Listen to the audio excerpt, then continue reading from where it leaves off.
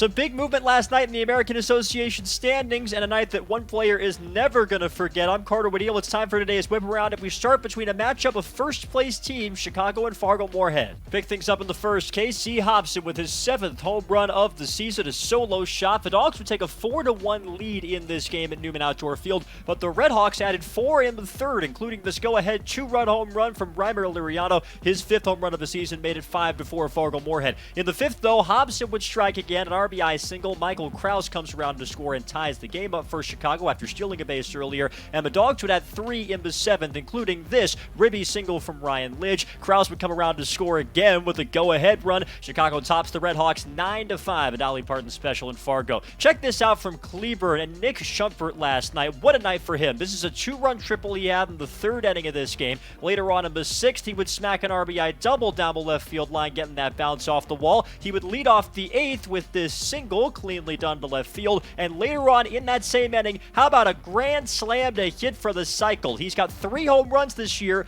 They're all grand slams, and the Rotors blow out Lincoln 25-3. Let's go to Kane County now, where the Cougars are taking on the Milwaukee Milkmen. Cougars had the early lead in this game. Ryan Tappaney was protecting it. He struck out 8 over 6 2/3 innings of 2-run baseball, time for the league lead in Ks, but the Milkmen would win it with 5 runs in the 9th. This is Logan Trowbridge with a go-ahead 2-run base hit to make it 4-3 Milwaukee, and then later on, the next batter would be Chris Conley for the Milkmen, and he'd deliver as well. That would wind up being an RBI double off the wall. He also homered in this game, Conley. The Milkmen win it 7-3. Winnipeg hosting the Gary South Shore Railcats yesterday. RJ Martinez threw 4 solid innings in relief in this game to earn the win. He struck out 3 without allowing a run, and the Goldeyes iced the game with 3 runs in the 8th, including this 2-run single from David Washington. He's got 40 RBIs on the season. Winnipeg beats Gary South Shore 4-0. So here's the full scores from yesterday, just the 4 games, and that eye-popping scoreline from Cleburne to tell you about. In the standings, Chicago now 9.5 up in the East, and Cleburne into 4th place. They would be in the playoffs if the season ended today.